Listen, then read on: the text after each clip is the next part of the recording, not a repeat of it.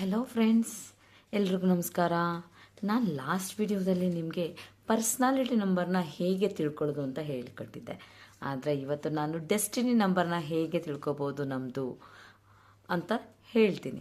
ಆದರೆ ಈ personality number ಏನು, ಡೆಸ್ಟಿನಿ ನಂಬರ್ ಏನು ಅಂದರೆ, ಪರ್ಸ್ನಾಲಿಟಿ ನಂಬರ್ ಅನ್ನೋಂಥದ್ದು ನಮ್ಮ ಬರ್ತ್ ಡೇಟಿಂದ ಬಂದರೆ, ಡೆಸ್ಟಿನಿ ನಂಬರ್ ಅನ್ನೋದು ನಮ್ಮ ಹೋಲ್ ಡೇಟ್ ಆಫ್ ಬರ್ತಿಂದ ಕೂಡಿ ಆಗೋದನ್ನು ಡೆಸ್ಟಿನಿ ನಂಬರ್ ಅಂತೀವಿ.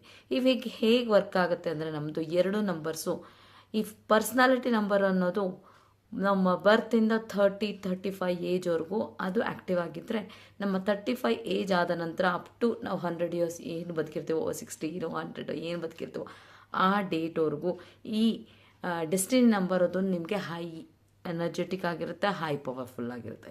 ಸೊ ಎರಡೂ ವರ್ಕ್ ಆಗುತ್ತೆ, but more powerful is like after 35 years destiny number is A most powerful ಅಂತ ಹೇಳ್ಬೋದು.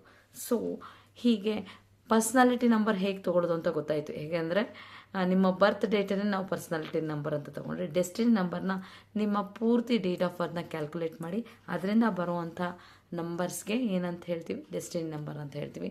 ನಾನು ನಿಮಗೆ ಇಲ್ಲೊಂದು ವಿಡಿಯೋ ಶೋ ಮಾಡ್ತಾಯಿದ್ದೀನಿ ಪೇಪರ್ನಲ್ಲಿ. ಸೊ ಕ್ಯಾಲ್ಕುಲೇಷನ್ ಮಾಡೋದು ನೋಡ್ಬೋದು. ಆ್ಯಕ್ಚುಲಿ ನಾನು ಇದು ಮಾಡೋಣ ಅಂದ್ಕೊಂಡೆ, ಬಟ್ ಇದರಲ್ಲಿ ಬರೆಯೋಕ್ಕೆ ಹೋದರೆ ಇನ್ನೂ ಮಿಸ್ಟೇಕ್ ಆಗುತ್ತೆ, ನೋಡ್ಕೋಬೋದು ನೀವು. ಇದರಲ್ಲಿ ಹೇಗೆ ಕ್ಯಾಲ್ಕುಲೇಟ್ ಮಾಡೋದು ಅಂತಲೂ ಕೂಡ ತೋರಿಸಿದ್ದೀನಿ, ಡೇಟ್ ಆಫ್ ಬರ್ತ್ ಕೊಟ್ಟು. ಸೊ ಇದನ್ನು ಟ್ರೈ ಮಾಡಿ, ಕಮೆಂಟ್ ಮಾಡಿ ಹೇಗಿದೆ ನಿಮ್ಮ ಡೆಸ್ಟಿನಿ ನಂಬರ್ ಏನು ಅಂತ ಆಗ್ಬಿಟ್ಟು ತಿಳ್ಕೊಂಡು ನನಗೆ ಡೆಫಿನೆಟ್ಲಿ ಕಮೆಂಟ್ ಮಾಡಿ. Thank you so much. Love you all. Bye.